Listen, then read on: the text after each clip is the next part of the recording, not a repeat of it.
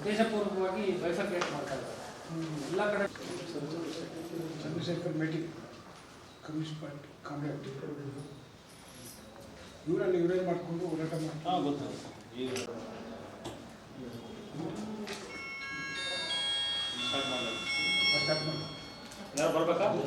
ಹಾಗಾಗಿ ಈಗಾಗಲೇ ಅವರು ನೇರ ಪಾವತಿ ಇಲ್ಲಿ ಇದ್ದು ಕಳೆದ ಸರ್ಕಾರದಲ್ಲಿ ಕರ್ನಾಟಕ ರಾಜ್ಯ ಸಫಾಯಿ ಕರ್ಮಚಾರಿ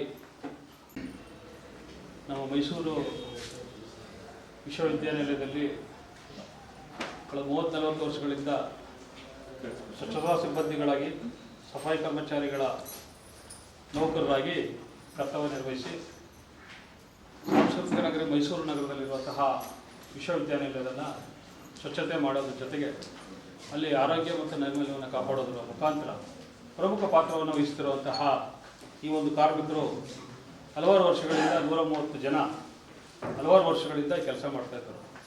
ಅದರಲ್ಲಿ ಹೆಚ್ಚಾಗಿ ಸಂದರ್ಭದಲ್ಲಿ ಎಲ್ಲ ವಿಶ್ವವಿದ್ಯಾನಿಲಯಗಳಲ್ಲೂ ಮತ್ತು ಎಲ್ಲ ಜಿಲ್ಲಾ ಪ್ರವಾಸಗಳ ಸಂದರ್ಭದಲ್ಲಿ ವಿಶ್ವವಿದ್ಯಾನಿಲಯಕ್ಕೂ ಸಹ ಭೇಟಿ ಮಾಡಿ ಅಲ್ಲಿ ತುಂಬ ಕನಿಷ್ಠ ವೇತನ ಸಹ ಸಂದರ್ಭದಲ್ಲಿ ಕೆಲಸಗಳನ್ನು ಈ ಸಮುದಾಯ ಹಲವಾರು ವರ್ಷಗಳಿಂದ ಮಾಡ್ತಾರೆ ಅಂತ ಪರಿಗಣಿಸಿ ಮಾಜಿ ನಾರಾಯಣ ಅವರು ಈ ಒಂದು ಪೂರ್ವ ಕಾರ್ಮಿಕರ ಪರವಾಗಿ ಮತ್ತು ಸ್ವಚ್ಛತಾ ಕರ್ಮಚಾರಿಗಳಿಂದ ಕೆಲಸಗಳನ್ನು ಮಾಡಿಕೊಂಡು ಬಂದಿದ್ದು, ಈ ರೀತಿ ಈಗಾಗಲೇ ರಾಜ್ಯ ಮಟ್ಟದಲ್ಲಿ ಪೌರ ಕಾರ್ಮಿಕರು ಸ್ಥಳೀಯ ಸಂಸ್ಥೆಗಳಲ್ಲಿ ಕೆಲಸ ಮಾಡಿರುವಂಥ ಪೌರ ಕಾರ್ಮಿಕರು ಸಹ ಕಾಯಂ ಪ್ರಚಾರ ಆಗಿ ಮೈಸೂರು ವಿಶ್ವವಿದ್ಯಾಲಯದಲ್ಲಿರುವಂಥ ಪೌರ ಕಾರ್ಮಿಕರು ಮತ್ತು ಸ್ವಚ್ಛತಾ ಸಿಬ್ಬಂದಿಗಳು ಸಹ ನಮ್ಮನ್ನು ಕಳೆದ ವಾರ ಭೇಟಿ ಮಾಡಿ ನಮಗೂ ಸಹ ಕಾಯಂಗಾಗಿ ತೋರಿಸ್ಕೊಳ್ಬೇಕು ಅಂತೇಳಿ ನನಗೆ ಮಣಿರವರು ಮತ್ತು ಕಾಂತರಾಜ್ ಅವರು ಮತ್ತು ಇಲ್ಲ ನಾರಾಯಣ ಅವರಿಗೆ ತಿಳಿಸೋಣ.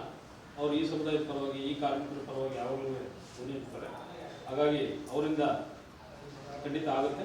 ಅವರಿಗೆ ನಾನು ಈ ಮನವಿಯನ್ನು ಸಲ್ಲಿಸ್ತೇನೆ ಅಂತೇಳಿ ಮನೆ ಏನು ಪೌರ ಕಾರ್ಮಿಕರಿಗೋಸ್ಕರ ನಮ್ಮ ಜೀವನವನ್ನೇ ಮುಡುಪಾಗಿ ಕೆಲಸ ಮಾಡ್ತಿದ್ದಾರೆ.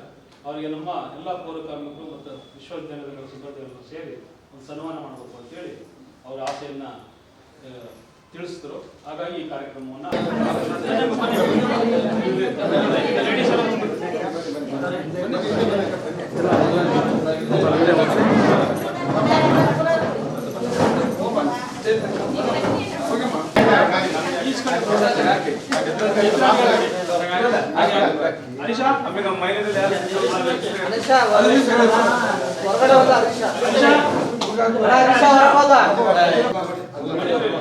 ನೋಡಿ ಸರ್, ಈ ಕಡೆ ಒಂದು ನಿಮಿಷ ಇರಿ ಸರ್, ಒಂದು ನಿಮಿಷ.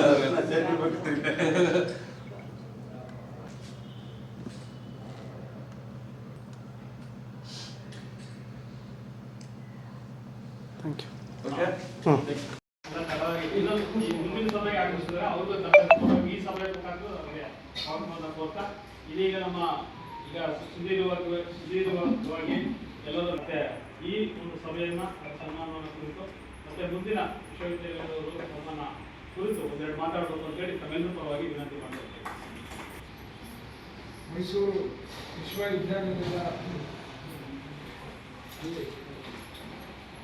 ಸ್ವಚ್ಛತಾ ನಮ್ಮ ಸಫಾಯಿ ಕರ್ಮಚಾರಿ ಸಿಬ್ಬಂದಿ ಎಲ್ಲ ಕಾರ್ಮಿಕರು ಮತ್ತು ಸಫಾಯಿ ಕರ್ಮಚಾರಿಗಳು ಅವರೆಲ್ಲ ಕಾರ್ಮಿಕರು ಸೇರಿ ಅವರ ಸಂಘಟನೆಯ ನಾಯಕರಾದ ಚಂದ್ರಶೇಖರ್ ಮೇಟಿರವರ ನೇತೃತ್ವದಲ್ಲಿ ಇಲ್ಲಿ ಬಂದು ನನ್ನ ಭೇಟಿ ಮಾಡಿ ಅಭಿನಂದನೆ ಸಲ್ಲಿಸಿದ್ದಾರೆ. ಯೂನಿವರ್ಸಿಟಿಯಲ್ಲಿ ತುಂಬ ಶೋಷಣೆ ನಡೀತಾಯಿತ್ತು. ಅವ್ರಿಗೆ ಸರಿಯಾದ ರೀತಿ ಸಂಬಳ ಕೊಡ್ತಾಯಿಲ್ಲ, ಅವರಿಗೆ ಕಾಯಮಾತಿ ಅನ್ನೋದಿಲ್ಲ. ಅವರು ಕೆಲಸ ಮಾಡ್ತಾರೆ, ನಿವೃತ್ತಿ ಆಗ್ತಾರೆ, ಹೋಗ್ತಾರೆ.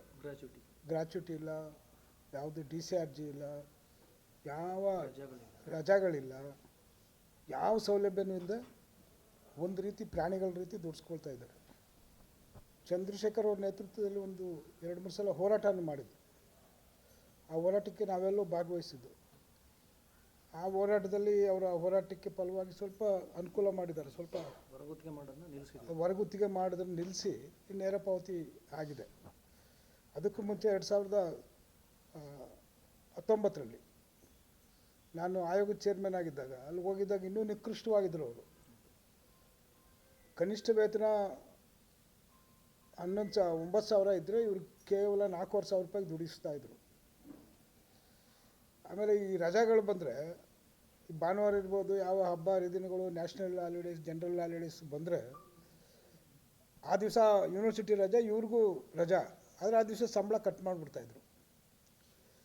ಇವರು ಒಂದೊಂದು ಸಲ ಹಬ್ಬಗಳ ಸಂದರ್ಭದಲ್ಲಿ 20-22 ದಿವಸ ಕೆಲಸ ಇರುತ್ತೆ. ಇನ್ನು 8 ದಿವಸ ಭಾನುವಾರಗಳು ಮತ್ತು ಈ ನ್ಯಾಷನಲ್ ಹಾಲಿಡೇಸು, ಜನರಲ್ ಹಾಲಿಡೇಸ್ ಬಂದಾಗ ಒಂದು 10 ದಿನ ಅವ್ರಿಗೆ ರಜಾ ಕೊಡ್ತಾಯಿದ್ರು, ಸಂಬಳ ಇರಲಿಲ್ಲ. ಅವ್ರಿಗೆ 20 ದಿವಸ ಸಂಬಳ ಮಾತ್ರ ಕೊಡ್ತಾಯಿದ್ರು. ಅದೆಲ್ಲ ತಪ್ಪಿಸಿ ಅವ್ರಿಗೆ ಕನಿಷ್ಠ ವೇತನ ಮಾಡಲಿಕ್ಕೆ ಆದೇಶ ಮಾಡಿ, ನಾನು ಸಭೆಗಳು ಮಾಡಿ, ಯೂನಿವರ್ಸಿಟಿಯಲ್ಲಿ ರಂಗಪ್ಪ ಅವರು ವಿ ಸಿ ಆಗಿದ್ದರು, ಅವರು ಸಂಬಂಧಪಟ್ಟ ಅಧಿಕಾರಿಗಳೆಲ್ಲ ಕರೆಸಿ ಮೀಟಿಂಗ್ ಮಾಡಿ ಸೆನೆಟ್ ಭವನದಲ್ಲಿ ಅವ್ರಿಗೆ ಸಾಕಷ್ಟು ಸ್ವಲ್ಪ ಸುಧಾರಣೆ ಆಗಿಗೆ ಆಯಿತು. ಆದರೆ ಇದರಿಂದ ಏನು ಪ್ರಯೋಜನ ಆಗ್ತಾ ಇರಲಿಲ್ಲ.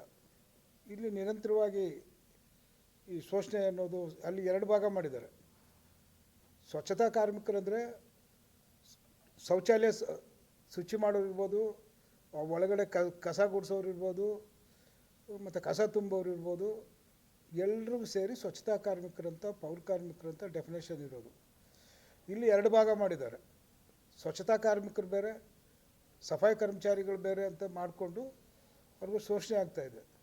ಅದರಿಂದ ಇದನ್ನೆಲ್ಲ ತಪ್ಪಿಸ್ಬೇಕು. ಅವ್ರ ಸಮಸ್ಯೆಗಳನ್ನ ಹೇಳ್ಕೊಳ್ಳಿಕ್ಕೆ ಇಲ್ಲಿ ಬಂದಿದ್ದಾರೆ. ಅವ್ರ ಸಮಸ್ಯೆಗಳನ್ನ ನಾವು ಕೇಳ್ತೀವಿ. ಇದ್ರ ಬಗ್ಗೆ ಸರ್ಕಾರದ ಗಮನಕ್ಕೆ ತಂದು ಏನಾದರೂ ಅವಕಾಶ ತಗೊಂಡು ಪ್ರಯತ್ನ ಮಾಡಲಿಕ್ಕೆ, ಅವ್ರ ಸಮಸ್ಯೆಗಳ ಬಗ್ಗೆ ಬಗೆಹರಿಸಲಿಕ್ಕೆ ಒಂದು ಪ್ರಯತ್ನವನ್ನು ಮಾಡ್ತೀವಿ. ನಮ್ಮ ಜೊತೆ ಚಂದ್ರಶೇಖರ್ ಅವರು ಇರ್ತಾರೆ. ಆದ್ದರಿಂದ ಇವತ್ತು ಅವ್ರ ಸಮಸ್ಯೆಗಳನ್ನ ಕೇಳಿ ಏನೇನು ಸಮಸ್ಯೆಗಳು, ಅವ್ರದ್ದು ಮುಖ್ಯವಾದ ಸಮಸ್ಯೆಗಳಿದೆಯೋ ಅದನ್ನು ತಿಳ್ಕೊಂಡು ನಂತರ ನಾವು ಸರ್ಕಾರದ ಜೊತೆ, ಮುಖ್ಯಮಂತ್ರಿಗಳ ಜೊತೆ ಒಂದು ನಿಯೋಗವನ್ನು ಕರ್ಕೊಂಡೋಗಿ ಚರ್ಚೆ ಮಾಡಲಿಕ್ಕೆ ಒಂದು ಪ್ರಯತ್ನ ಮಾಡ್ತೀವಿ ಅಂಥೇಳಿ ಈ ಸಭೆನ ಕರೆದಿದ್ವಿ. ಅದು ಸ್ಥಳೀಯ ಸಂಸ್ಥೆಗಳಲ್ಲಿ ಕಾರ್ಪೊರೇಷನ್ನು, ಮುನ್ಸಿಪಾಲ್ಟಿ, ನಗರಸಭೆ, ಪುರಸಭೆ, ಇಲ್ಲಿ 49,000 ಜನ ಇದ್ದಾರೆ. ನಾವೆಲ್ಲ ಹೋರಾಟ ಮಾಡಿ ಕಳೆದ 40 ವರ್ಷಗಳು ಸತತವಾಗಿ ಹೋರಾಟ ಮಾಡಿ ಅಲ್ಲಿ 29,000 ಜನ ಕಾಯಂ ಆಗಿದೆ. ಇನ್ನೂ 10,000 ಜನ ಕಾಯಮಾತಿ ಆಗಬೇಕು. ನಾವು ಸಿದ್ದರಾಮಯ್ಯ ಸರ್ಕಾರದಲ್ಲಿದ್ದು ಅವ್ರು ಚೇರ್ಮನ್ ಮಾಡಿ ಮೇಯರ್ ಮಾಡಿದ್ರು ನಮಗೆ ನಮ್ಮ ಜನನೇ ಮುಖ್ಯ, ನಮ್ಮ ಜನನೇ ಅವರ ಸಮಸ್ಯೆಗಳು ಬಗೆಹರಿಸ್ಬೇಕಂತೇಳಿ ಅವ್ರ ವಿರುದ್ಧನೂ ಸಹ ನಾವು ಹೋರಾಟ ಮಾಡಿ, ಪರಕೆ ಚಳುವಳಿ ಮಾಡಿ ಎಲ್ಲ ಮಾಡಿ ಇಡೀ ಚಾಮರಾಜನಗರದಿಂದ ಬೀದರ್ ತನಕ ಬಲಿಷ್ಠವಾದ ಪೌರ ಕಾರ್ಮಿಕರ ಸಂಘಟನೆಯನ್ನು ಮಾಡಿ ಅದ್ರ ಮುಖಾಂತರ ದೊಡ್ಡ ಹೋರಾಟಗಳನ್ನ ಮಾಡಿ ಅದರ ಮುಖಾಂತರ ಇವತ್ತು ಸಿದ್ದರಾಮಯ್ಯನವರು ಗುತ್ತಿಗೆ ಪದ್ಧತಿ ರದ್ದು ಮಾಡಿದ್ದಾರೆ. ಇವತ್ತು ಕಾಯಂ ಪ್ರಕ್ರಿಯೆಯನ್ನು ಪ್ರಾರಂಭ ಆಗಿದೆ. 29,000 ಜನ ಕಾಯಮಾತಿ ಆಗಿದೆ. ಮೈಸೂರು ನಗರ ಪಾಲಿಕೆಯಲ್ಲಿ ಸುಮಾರು 490 ಜನಕ್ಕೆ ಕಾಯಮಾತಿ ಆಗಿದೆ. ಇನ್ನೂ 900 ಜನ ಉಳ್ಕೊಂಡವ್ರೆ, ಅವ್ರಿಗೂ ಕಾಯಂ ಮಾಡ್ತೀವಿ ಅಂತ ಹೇಳಿದ್ದಾರೆ. ಯೂನಿವರ್ಸಿಟಿಗಳಲ್ಲಿ ಕಾಯಮಾತಿ ಅನ್ನೋದು ಇದುವರೆಗೂ ಯಾವ ಯೂನಿವರ್ಸಿಟಿಯಲ್ಲೂ ಇಲ್ಲ.